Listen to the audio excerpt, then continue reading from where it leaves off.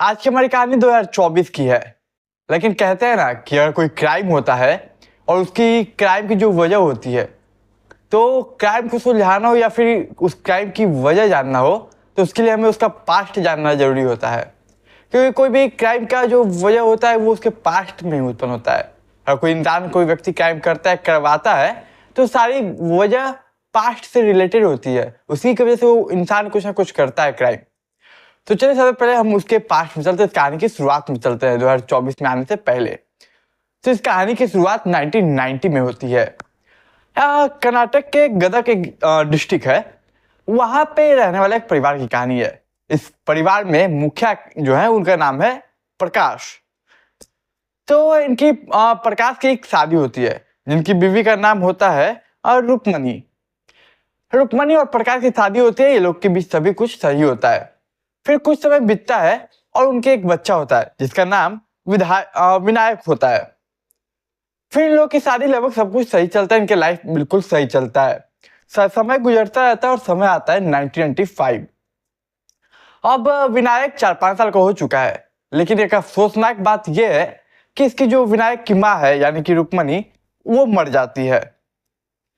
अब प्रकाश उसके फादर अकेले रहते हैं।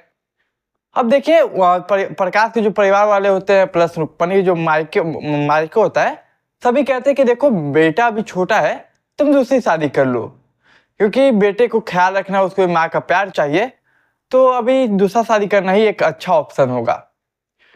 तो देखिए बहुत मनाने के बाद मान जाता है प्रकाश और फिर वो एक लड़की से, वही की लड़की से शादी करता है जिसका नाम सुनानंदा होता है। अब सुनानंदा और प्रकाश और उसका एक बेटा विनायक जो कि पहली पत्नी का है। अब सुनानंदा अपने बच्चे को, मतलब कि विनायक को अपने बच्चे की तरह पालती है। उसमें कोई भेदभाव कोई नहीं करती है कभी। और देखते ही देखते लगभग 1-2 सालों बाद, लगभग 1997 में इसका खुद का एक बच्चा होता है। मतलब कि प्रकाश का दूसरा बच्चा कार्तिक। प्रकाश का पहला बच्चा विनायक जो कि पहली पत्नी से, अब प्रकाश का दूसरा बच्चा कार्तिक जो कि दूसरी पत्नी से 1995। अब देखिए दोनों भाई में प्यार, मतलब समय गुजरता है और उन दोनों में प्यार रहता है। फिर कार्तिक और उसकी ये जो वाइफ है, वो लोग सोशल सामाजिक वर्क करते थे। जो पहली वाइफ थी तो सोशल वर्क करते, तो इस काम को प्रकाश पढ़ाता है। और देखते देखते लगभग दूसरी पत्नी की शादी होने के बाद, बच्चा होने के बाद, वो बीजेपी ज्वाइन करता है। बीजेपी में मुल्सी कॉर्पोरेशन में आई थिंक वो वाइस प्रेसिडेंट का कोई पद पे या कोई बड़े पद पे वो कार्यरत होता है।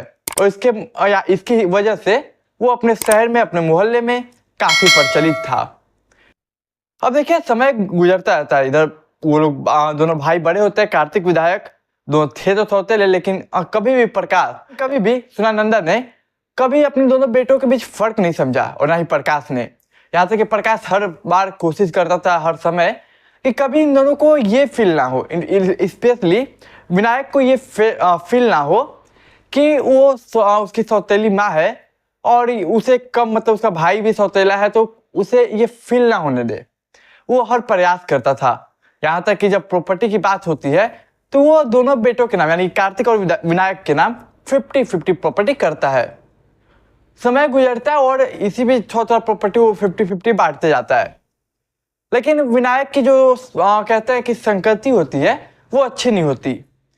तो समय के साथ विनायक जो है चुपके से अपने परिवार से वो अपनी प्रॉपर्टी को, जो प्लॉट हो गया या फिर फ्लैट हो गया, उसे वो चुपके से सेल करने लगता है, यानी कि बेचने लगता है। देखते देखते एक दिन उसके फादर यानी कि प्रकाश को पता चल जाता है कि उसका बेटा, मतलब विनायक पहला बेटा, बड़ा बेटा, वो बेच रहा है। फिर वो घर में झाड़ता है उसे। देखिए प्रकाश ने काफी कोशिश की कि उसे कभी परायापन फील ना हो, कभी ऐसा ना लगे कि कोई सौतेली माँ उसकी आई हो। लेकिन देखिए बचपन में तो दोनों भाइयों कार्तिक और विनायक के बीच भी प्यार होता था, माँ के बीच भी। लेकिन बचपन से ये जो विनायक है उसके मन में एक बात खटपट करती थी, और वो ये थी कि मेरे पापा तो अपने सगे हैं, लेकिन मेरी माँ और मेरा भाई वो दोनों सौतेले हैं। और देखते देखते जब ये बात सामने आती है, उसके फादर को पता चलती है प्रकाश को कि प्रॉपर्टी को बेच रहा है, तो झाड़ते वो डांटते हैं। और इस लड़ाई झगड़ा के बाद विनायक वहां से हट जाता है और एक दूसरे मोहल्ला में दूसरी जगह वो घर ले लेता है। अब कहीं ना कहीं सौतेलापन का जो रिश्ता था, जो बातें थी, वो सामने आ जाती है खुलकर कि बचपन से उसके मन में था ये बात कि मेरा भाई अपना नहीं सौतेला है, मैं अपनी नहीं सौतेली। जबकि प्रकाश और सुनानंदा ने कभी हमेशा अपना बेस्ट दिया कि कभी ये जाहिर ना हो कि वो दोनों सौतेले हैं, मतलब कि माँ सौतेली और वो बाप सगा। लेकिन इसे फील होता है, फिर ये लोग अलग हो जाते हैं। देखिए, समय गुजरता रहता है, इसके मन में जो भावना होती है विनायक के मन में कि अपनी सौतेली माँ सौतेले भाई के प्रति और बाप के प्रति भी ये भावना होती है कि शायद वो अपने मतलब छोटे बेटा जो कार्तिक है उसे ज्यादा कुछ करते, ज्यादा प्यार करते, ज्यादा चीजें देते हैं। ये भावना बदला में बदल जाती है, बदला वाले भावनाओं में बदल जाती है कि अब इसे मन में रहता है कि मुझे बदला लेना है सबसे। तो यूं ही समय गुजरता जाता है, उसके मन में ये एक तो दूर रहता था, दूर हो गया था, अलग हो गया था प्रॉपर्टी के ये झगड़ा के बाद। तो देखिए, अब समय आता है 14 अप्रैल 2024, यानी कि अभी जो पिछला अप्रैल बीता वही। हाँ, 14 अप्रैल को ये जो विनायक है, बड़ा बेटा प्रकाश के पहली पत्नी का पहला बेटा, उसके वो एक शख्स से मिलता है, फिरोज नाम का शख्स, जो कि वहीं पे रहता था, मतलब उसी शहर में रहता था। और पैसे से ये क्रिमिनल है फिरोज, मतलब पैसों पे काम करता है। तो लगभग ये फिरोज की उम्र लगभग 29 साल है। 14 अप्रैल 2024 को मिलता है और मिलके कहता है फिरोज से कि देखिए मुझे 3 लोगों का कत्ल करवाना है। तो फिरोज बोलता है ठीक है, किसका कत्ल करना है? तो वो किसी का नाम नहीं बताता, कोई तस्वीर नहीं देता, वो बस एक घर दिखाता है कि इस घर में 3 लोग रहते हैं, उनका कत्ल करना है। अब तस्वीर ना देने की वजह यह है कि उसे पता है कि मेरे घर में कोई है नहीं, केवल 3 लोग हैं, मेरे सगा बाप, मेरी सौतेली माँ और मेरा सौतेला भाई। इसलिए वो फोटो नहीं देता, मात्र 3 लोग रहते हैं, तो तीनों मतलब घर दिखा देता है। अब ये डील जो होती है, फिरोज 65 लाख रुपए डिमांड करता है और डील फाइनल हो जाती है 65 लाख में। डील फाइनल के बाद कुछ एडवांस की बात होती है, तो लगभग 10 लाख एडवांस की बात होती है। लेकिन विनायक इन्हें 2 लाख रुपए एडवांस देता है। फिर फिरोज अपना रेकी में काम कर लेता है, रेकी मतलब रेकी का काम करने लगता है। लेकिन फिरोज को एक बात पता होता है कि ये काम अकेले नहीं होगा, 3 लोगों का सवाल है, एक घर में एक रात एक बार में क्लियर करना है। तो फिरोज अपने साथ 6 लोगों को और मिलाता है। अब टोटल 7 लोग मिलके इस घर की रेकी कर रहे हैं। अब देखिए 2-3 दिन रेकी कर लेते हैं, उसके बाद अब देखिए एक ट्विस्ट आता छोटा सा, जो कि ना ही मारने वालों को पता है ना ही मरवाने वाले को, यानी कि ना ही विनायक को पता है और ना ही फिरोज को।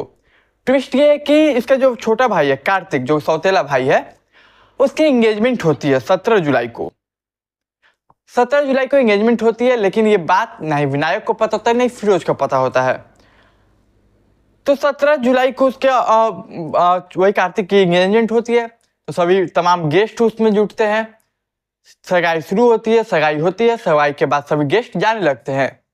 लेकिन देखिए इत्तेफाक से उनमें से 3 गेस्ट रुक जाते हैं और वो जो 3 गेस्ट रुकते हैं वो शायद ये जो पत्नी थी प्रकाश की, सुनानंदा, उसी के मायके के शायद होते हैं। तो तीनों का नाम था, एक का था परशुराम, दूसरा का लक्ष्मी, परशुराम का उम्र 55, लक्ष्मी उसकी बीवी जिसका उम्र 45 और एक आकांक्षा जिसकी उम्र 16 साल। ये तीनों रुक जाते हैं घर में 17 अप्रैल को। अब देखिए 17 अप्रैल को ये रुक जाते हैं, उसके बाद इनकी अगली जो तारीख होती है 18 अप्रैल को वो लोग टिकट बुक किए रहते हैं कि 18 तारीख को, 18 अप्रैल को शाम में 7 बजे उन लोगों की ट्रेन होती है। तो 17 को तो वो रुक गए, 18 की तारीख आती है, समय होता है, वो लोग घर से निकलते हैं। घर से निकलते नहीं, घर में रास्ते में ट्रैफिक मिल जाती है 18 अप्रैल को, और इसके वजह से वो मतलब स्टेशन पे लेट पहुंचते हैं, लेकिन तब तक ट्रेन जा चुकी थी। अब ये करे क्या, तो बात करते हैं और फिर वापस घर आते हैं 18 अप्रैल को। और इधर 18 अप्रैल को ही ये जो फिरोज था वो कॉल करता है विनायक को और कहता है कि आज की रात ही हम इस घर में अपने कत्ल को अंजाम देंगे, मतलब कि हम जो कत्ल करने वाले उसको अंजाम आज रात देंगे 18 अप्रैल को। और ये बात शाम को बताता है विनायक को। अब एक घर में 6 लोग हैं, पहला प्रकाश, दूसरा सुनानंदा उसकी पत्नी, तीसरा उसका कार्तिक बेटा, और बाकी 3 गेस्ट जो रुक गए हैं, परशुराम, लक्ष्मी और उसकी बेटी आकांक्षा। कि रुके तो 6 लोग हैं, कत्ल 3 लोगों का करना है, लेकिन फिरोज या फिर उसका जो सुपारी जिसने दिया विनायक, किसी को नहीं पता कि उस घर में 6 लोग हैं। अब 18 की रात होती है, या कह सकते हैं 19 की सुबह होती है, 2 बजे की, 2 बजे AM 2 AM। तो आप समझिए रात देखेंगे तो रात बोलिए या सुबह बोलिए, सुबह बोलिए। तो 18 की रात और 19 की सुबह कह लीजिए, 2 बजे वो लोग एंट्री लेते हैं घर में। सबसे पहले वो लोग जाते हैं एक कमरे में, उस कमरे में 2 शख्स दिखते हैं सोए हुए हैं, उन दोनों को मार देते हैं, किसी हथियार का इस्तेमाल करके उसे मार देते हैं बुरी तरीके से। और ये दोनों लोग थे परशुराम और लक्ष्मी, जो कि 2 गेस्ट रुके हुए थे।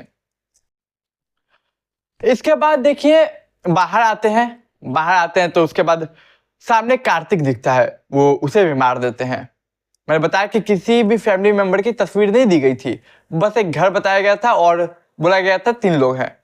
तो 3 लोग तो मर गए उनके हिसाब से, अब सोचे घर में कोई नहीं है, लेकिन हकीकत में तो 3 लोग और हैं।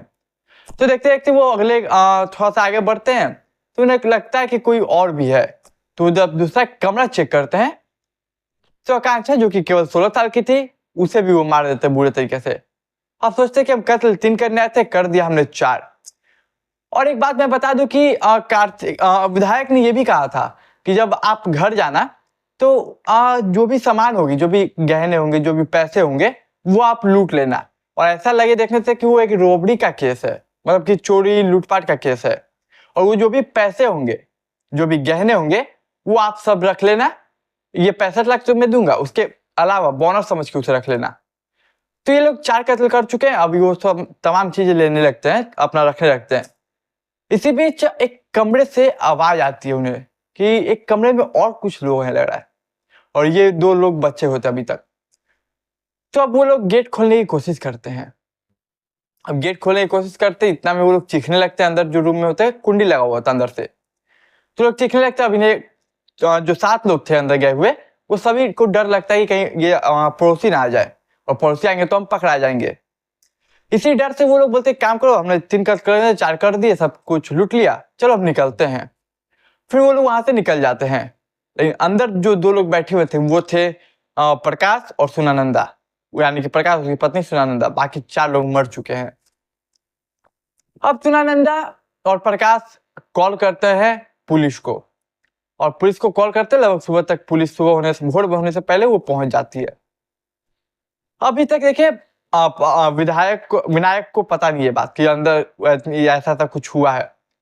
अब पुलिस पहुंचती है, बोलती है गेट हटाया कि हम पुलिस हैं, तब जाके प्रकाश और सुनानंदा अंदर से खोलते हैं। इसके बाद पुलिस जो देखती है, जो क्राइम सीन देखती है, घर में 4 लाश लूटपाट हुई है, तो पुलिस को सीधा लगता है ये केस लूटपाट का है।